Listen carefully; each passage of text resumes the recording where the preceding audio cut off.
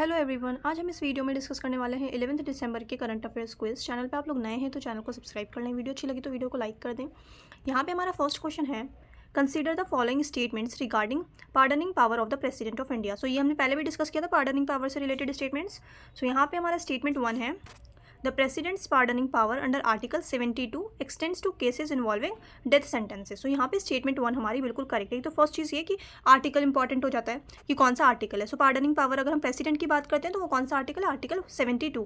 Article 72, ये चीज़ fact आपको ध्यान में रखना है। एंड इसमें जो है डेथ सेंटेंसेस भी इन्वॉल्व है। सो यहाँ पे स्टेटमेंट 1 हमारी बिल्कुल करेक्ट है। सेकंड स्टेटमेंट की अगर हम बात करें, the president exercises this power independently and is not bound by the advice of the council of ministers. So यहाँ पे स्टेटमेंट 2 हमारी बिल्कुल इनकरेक्ट हो जाएगी, बिकॉज ये इंडिपेंडेंटली कोई भी डिसीजन प्रेसिडेंट नहीं ले सकते।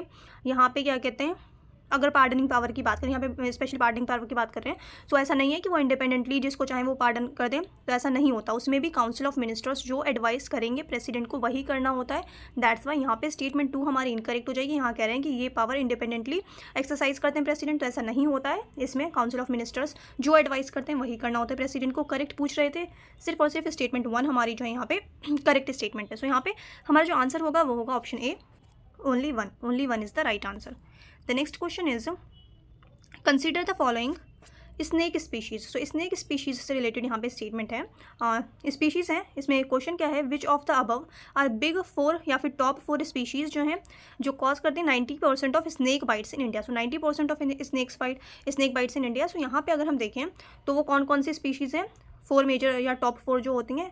एक तो है Indian cobra, then king cobra नहीं होता है, किंग कोबरा नहीं आएगा, common krait, Russell's viper, saw scaled viper. So आपको एक चीज़ तो ये कि ये जो भी नाम है ये कितनी बार ऐसे भी दे देते हैं स्टेटमेंट्स में कि जैसे कॉमन क्रेट दे दिया, रसल्स वाइपर दे दिया, सॉ स्केल्ड वाइपर, और ये पूछ सकते हैं कि ये किस चीज़ की स्पीशीज़ है। तो ये जो है ये स्नेक की स्पीशीज़ है। तो ये चीज़ आपको ध्यान में रखना है कि ये क्या है, ये स्नेक्स हैं, स्नेक्स के नेम है, स्नेक्स की स्पीशीज़ है ये। सो ये कौन कौन सी स्पीशीज़ है, Indian cobra, common krait, Russell's viper, saw scaled viper. So यहाँ पे जो आंसर होगा हमारा उसमें से 2 नहीं होगा, किंग कोबरा नहीं होता है।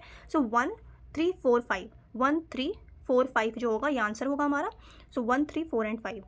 सो जो ऑप्शन है हमारा 1 3 4 एंड 5 वो है ऑप्शन सी। सो ऑप्शन सी जो होगा यहाँ पे हमारा करेक्ट आंसर होगा। नेक्स्ट क्वेश्चन है, Saydnaya prison. Saydnaya prison recently seen in news is located in. So Saydnaya prison की अगर हम बात करें तो ये कहाँ लोकेटेड है, ये है सीरिया में। Saydnaya prison in Syria, option D is the right answer. The next question is, consider the following statements regarding T+O settlement in financial markets. So financial markets की अगर हम बात करें कि T+O क्या होता है, so T+O settlement means that the trade is settled on the same day the transaction occurs. So यहाँ पे स्टेटमेंट 1 हमारी बिल्कुल करेक्ट है। T+O सेटलमेंट क्या होता है, इसका मतलब क्या होता है, ट्रेड जिस दिन हो रहा है उसी दिन ट्रेड हो रहा है जिस दिन ट्रांजेक्शन की जा रही है, मतलब जिस दिन पैसे दिए जा रहे हैं, ट्रांजेक्शन वगैरह हो रही है, उसी दिन ट्रेड भी हो रहा है। Trade is settled on the same day the transaction occurs. So यहाँ पे T+O सेटलमेंट का जो डेफिनेशन है बिल्कुल करेक्ट है। स्टेटमेंट 1 हमारी यहाँ पे बिल्कुल करेक्ट स्टेटमेंट है। सेकंड स्टेटमेंट है, it eliminates the need for intermediaries such as clearing house. So ऐसा नहीं होता है। स्टेटमेंट 2 हमारी इनकरेक्ट है। यहाँ पे भी जो है अगर हम बात करते हैं T+O सेटलमेंट में भी किसकी इन्वॉल्वमेंट होती है, क्लियरिंग हाउस वगैरह की इन्वॉल्वमेंट होती है। सो यहाँ पे स्टेटमेंट 2 हमारी इनकरेक्ट हो जाएगी। यहाँ पे हमसे करेक्ट पूछ रहे थे तो स्टेटमेंट 1 जो है वो हमारे पास बस करेक्ट स्टेटमेंट है। सो आंसर होगा only 1, option A is the right answer. The next question is, which of the following factors weaken Indian rupee against the US dollar in international market. So अगर हम Indian rupee की बात करते हैं, so Indian rupee की जो value क्या है वो डिक्रीज हो रही है डॉलर के अकॉर्डिंग, डॉलर की इंक्रीज हो रही है। सो यहाँ पे इसका बेसिकली रीज़न पूछ रहे हैं कि इसका रीज़न क्या है। सो स्टेटमेंट 1 है, higher crude oil prices in international markets. So यहाँ पे स्टेटमेंट 1 हमारी बिल्कुल करेक्ट है कि इंटरनेशनल मार्केट की अगर हम बात करते हैं तो इंटरनेशनल मार्केट में जो क्रूड ऑयल है उसका प्राइस जो है इंक्रीज हो रहा है। और ये बेसिकली क्यों हो रहा है, इसका रीज़न रशिया यूक्रेन वॉर है। सो रशिया यूक्रेन वॉर की वजह से जो है ये मार्केट प्राइसेस जो है, इंटरनेशनल मार्केट प्राइसेस ऑयल की वो बहुत ज़्यादा इंक्रीज हो गई है। और इसकी वजह से क्या हो रहा है, सारी चीज़ें कोई भी ट्रेड वगैरह होता है तो वो मोस्टली क्या होता है, डॉलर्स में होता है। तो इससे क्या हो रहा है कि US डॉलर की डिमांड जो है वो बढ़ रही है, और जिससे क्या हो रहा है, डॉलर जो है बहुत स्ट्रांग हो रहा है। और इंडियन रूपी की अगर हम बात करें तो इसके कंपैरिजन में इंडियन रूपी क्या हो रहा है, डिक्रीज हो रहा है। तो यहाँ पे एक रीज़न जो है, ये फर्स्ट स्टेटमेंट जो है ये रीज़न बिल्कुल करेक्ट है कि higher crude oil prices in international market से। तो ये रीज़न है जो इंडियन रूपी जो है वो वीक हो रहा है इंटरनेशनल मार्केट में। सेकेंड स्टेटमेंट है, increase in foreign portfolio investment inflows into Indian markets. So यहाँ पे स्टेटमेंट 2 अगर हम देखें तो अगर foreign portfolio investment Indian markets में इन्फ्लो होंगे तो इससे क्या होगा, इससे हमारी जो रुपी है, हमारी जो करेंसी है वो पावरफुल होगी, वो स्ट्रॉन्ग बनेगी, ना कि वीक बनेगी। सो यहाँ पे सेकंड स्टेटमेंट हमारी इनकरेक्ट हो जाएगी। थर्ड स्टेटमेंट है, बिकॉज यहाँ पे वीकनिंग पूछ रहे हैं ना कि इंडियन रुपी वीक क्यों हो रही है, उसका रीज़न क्या है। और अगर यहाँ फॉरेन पोर्टफोलियो इन्वेस्टमेंट की बात करें तो इससे क्या होगा, इससे हमारा फायदा होगा, इंडियन रुपी की जो वैल्यू है इंटरनेशनल मार्केट में वो इससे इंक्रीज होगी। तो यहाँ पे स्टेटमेंट 2 हमारी इनकरेक्ट हो जाएगा। ये वाला जो रीज़न है, इससे हमारा जो रुपी है वो स्ट्रॉन्ग होगा, ना कि वीक होगा। दैट्स वाई यहाँ पे स्टेटमेंट 2 हमारी इनकरेक्ट हो जाएगी। थर्ड स्टेटमेंट है widening of India's trade deficit. So India की जो इंडिया का ट्रेड डेफिसिट बहुत ज़्यादा बढ़ गया है, जो इंडिया का ट्रेड डेफिसिट है वो बहुत ज़्यादा है। तो यहाँ पे स्टेटमेंट 3 भी एक रीज़न है, ट्रेड डेफिसिट का ज़्यादा होना, ये भी एक रीज़न है कि इंडियन रुपी जो है, मतलब डॉलर जो है वो इंक्रीज़ हो रहा है और इंडियन रुपी जो है वो डिक्रीज़ हो रहा है इंटरनेशनल मार्केट में, उसकी वैल्यू कम हो रही है, वीक हो रहा है। हमारा रुपी जो है, हमारी करेंसी जो है वो डॉलर के कंपैरिजन में बहुत वीक हो रही है। सो यहाँ पे थर्ड स्टेटमेंट भी बिल्कुल करेक्ट है। फोर्थ स्टेटमेंट की अगर हम बात करें, increase in the interest rates by the US federal reserve. तो यहाँ पे स्टेटमेंट 4 जो है ये भी बिल्कुल करेक्ट है। ये एक रीज़न भी है कि रुपी की वैल्यू जो है ये डिक्रीज होती जा रही है, रुपी की वैल्यू कम होती जा रही है। सो यहाँ पे रीज़न 1, 3 एंड 4 जो होगा ये बिल्कुल राइट आंसर होगा। यहाँ पे हमसे करेक्ट पूछ रहे थे, so 1, 3 and 4, 1, 3 and 4 is the right answer. So option C is the right answer, 1, 3 and 4, 1, 3 and 4 is the right answer.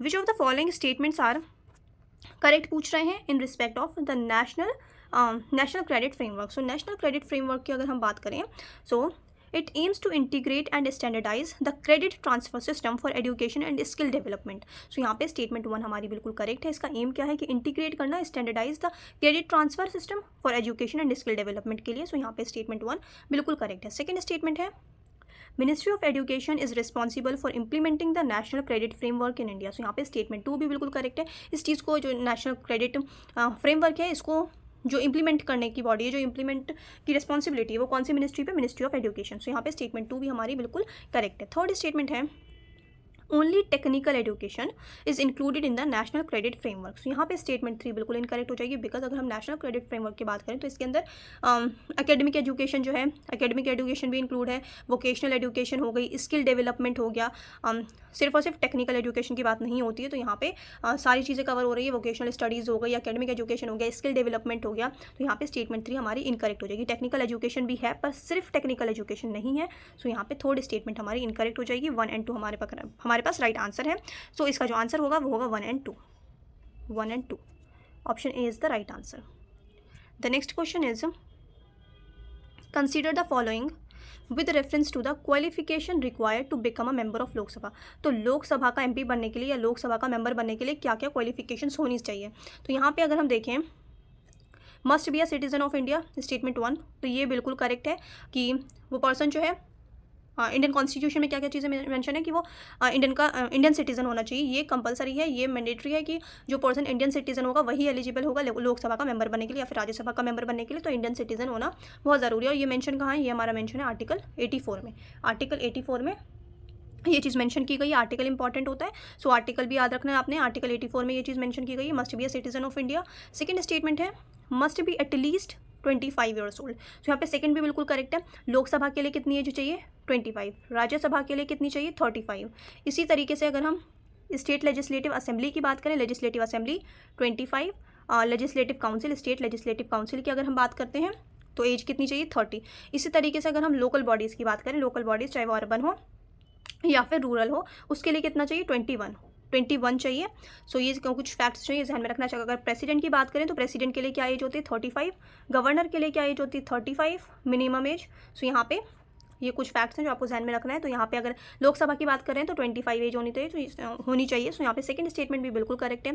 Third statement है, मस्ट बी अ ग्रेजुएट। सो ऐसा कहीं भी मेंशन नहीं किया गया कि उसकी ग्रेजुएशन उसकी कंप्लीट होनी चाहिए, ग्रेजुएट होना चाहिए। तो ऐसी चीज़ कहीं भी मेंशन नहीं की गई है कॉन्स्टिट्यूशन में। सो ये थर्ड इनकरेक्ट हो जाएगा। फोर्थ है, must not be convicted of any criminal offence. So यहाँ पे जो होगा हमारा फोर्थ स्टेटमेंट बिल्कुल इनकरेक्ट है, बिकॉज अगर हम देखें तो इंटरनेशनल रिपोर्ट्स के अकॉर्डिंग जो रेशो है क्रिमिनल्स का हमारे पार्लियामेंट में वो बहुत ज़्यादा है। सो ऐसा कुछ भी मेंशन नहीं है कि अगर क्रिमिनल ऑफेंस होगा तो उसे क्या कहते हैं, वो एलिजिबल नहीं है। तो यहाँ पे ये इनकरेक्ट है। थर्ड एंड फोर्थ जो है ये इनकरेक्ट हो जाएगा। यहाँ पे हमसे करेक्ट पूछ रहे हैं तो 1 एंड 2 जो है ये बिल्कुल करेक्ट है, ओनली 2। सो ऑप्शन बी जो यहाँ पे राइट आंसर है, only 2। The next question is, consider the following with reference to the PM Poshan scheme. So PM Poshan scheme की अगर हम बात करते हैं, so PM Poshan scheme statement 1 है, PM Poshan scheme is the revamped version of mid day meal scheme. So यहाँ पे statement 1 बिल्कुल करेक्ट है। सेकंड स्टेटमेंट है, students from class 1 to 8 in government and government aided schools are covered under the PM Poshan scheme. So ये भी statement 2 भी बिल्कुल correct है। क्लास 1 से लेके क्लास 8 तक जो गवर्नमेंट स्कूल्स हैं, जो गवर्नमेंट एडेड स्कूल्स हैं, वो सारे कवर होते हैं इस स्कीम के अंडर, पीएम पोषण स्कीम के अंडर। थर्ड स्टेटमेंट है, funding pattern for the PM Poshan scheme is 100% by the central government. So यहाँ पे ये 100% जो है फंड सेंट्रल गवर्नमेंट नहीं करती, यहाँ पे स्टेट एंड सेंटर का शेयर होता है। अगर हम सेंटर की बात करें तो ये कितना शेयर होता है, ये आपको पता होना चाहिए, एग्जाम में पूछ लेते हैं। 60:40 नॉर्मल जितने भी स्टेट्स हैं उसके लिए 60:40, मतलब 60 जो ये सेंट्रल गवर्नमेंट देगी 60% और 40% जो है स्टेट गवर्नमेंट देगी। और अगर हम बात करें नॉर्थ ईस्टर्न स्टेट्स की, अगर हम बात करते हैं नॉर्थ ईस्टर्न स्टेट्स की, तो उसमें क्या रेशियो है, 90:10, 90:10, 90% नॉर्थ ईस्टर्न स्टेट्स में सेंट्रल गवर्नमेंट देगी एंड 10% जो है वो स्टेट गवर्नमेंट देगी। सो ये कुछ चीज़ है जो आपको याद रखनी है। सो यहाँ पे स्टेटमेंट 3 जो इनकरेक्ट हो जाएगी। फोर्थ स्टेटमेंट है, only vegetarian food is encourage to be included in school meals. तो यहाँ पे स्टेटमेंट 4 भी इनकरेक्ट है। ये बेसिकली जो भी जगह होगा इसमें क्या चीज़ मेंशन है कि न्यूट्रिशियस फूड होना चाहिए, न्यूट्रिशियस फूड होना चाहिए। और ये वहाँ का कल्चर, लोकल प्रेफरेंसेस क्या है किसी भी जगह पे, तो उस हिसाब से वहाँ पे फूड वगैरह होगा, ज़रूरी नहीं है वेजिटेरियन हो, तो उनके कल्चर के ऊपर, उनके प्रेफरेंस के ऊपर बेस्ड है। सो यहाँ पे फोर्थ स्टेटमेंट इनकरेक्ट है, बिकॉज यहाँ पे न्यूट्रिशियस फूड की बात की गई है, ना कि वेजिटेरियन फूड की। सो यहाँ पे स्टेटमेंट 4 भी इनकरेक्ट हो जाएगी। हमसे यहाँ करेक्ट पूछ रहे थे, 1 और 2 हमारे पास करेक्ट थी, आंसर होगा ओनली 2। सो ऑप्शन बी जो यहाँ पे राइट आंसर हो जाएगा। Consider the following with reference to the countries sharing the land border with Russia. So Russia के साथ कौन कौन सी कंट्रीज जो अपनी बॉर्डर शेयर करती हैं, ये पहले हम मैप पे करते हैं, उसके बाद यहाँ पे आके आंसर मार्क करेंगे। अच्छा यहाँ पे देख लेते हैं पहले कौन कौन सी कंट्री है ऑप्शन में, North Korea, Kazakhstan, China and Finland. So इनमें से कौन कौन सी कंट्री जो है बॉर्डर शेयर करती है रशिया के साथ, ये चीज़ हम मैप पे देख लेते हैं पहले। सो यहाँ पे आपको दिख रहा होगा ये रशिया है, और रशिया के साथ अगर हम ये बॉर्डर देखें तो यहाँ पे फिनलैंड भी बॉर्डर शेयर कर रहा है। अगर हम यहाँ देखें मंगोलिया बॉर्डर शेयर कर रहा है, और ये चाइना भी बॉर्डर शेयर कर रहा है, कजाकिस्तान भी बॉर्डर शेयर कर रहा है, और इधर जो ये बॉर्डर है ये है नॉर्थ कोरिया की। यहाँ जो बॉर्डर है ये है नॉर्थ कोरिया की। सो नॉर्थ कोरिया भी बॉर्डर शेयर करता है। सो नॉर्थ कोरिया ऑप्शन में था, नॉर्थ कोरिया भी बॉर्डर शेयर कर रहा है, फिनलैंड भी बॉर्डर शेयर कर रहा है, चाइना भी बॉर्डर शेयर कर रहा है, एंड कजाकिस्तान भी रशिया के साथ बॉर्डर शेयर कर रहा है। आई होप आप लोगों को अच्छे से क्लियरली ये दिख रहा होगा। यहाँ पे रहा कजाकिस्तान, ये इधर जो ये वाला पार्ट है यहाँ पे ये हो जाएगा नॉर्थ कोरिया, इधर यहाँ पे फिनलैंड है और ये चाइना है। सो यहाँ पे चारों ही कंट्रीज़ जो हैं ये बॉर्डर शेयर कर रही हैं, तो आंसर मार्क कर लेते हैं। सो यहाँ पे था north Korea, Kazakhstan, China and Finland, जो चारों ही कंट्रीज़ जो हैं बॉर्डर शेयर कर रही है रशिया के साथ। तो हमारा जो राइट आंसर होगा वो होगा all 4। So option D is the right answer. The next question is, which space agency is responsible for the development of the next generation launch vehicle? Next generation launch vehicle ये basically किसका है, ये है इसरो का। सो यहाँ पे statement B, ये जो ऑप्शन बी है ये हमारा हो जाएगा right answer, ISRO. I hope आप लोगों ने अच्छे से प्रैक्टिस की होगी। चैनल पे आप लोग नए हैं तो चैनल को सब्सक्राइब कर लें, वीडियो अच्छी लगी तो वीडियो को लाइक कर दें। अब मिलते हैं नेक्स्ट वीडियो में।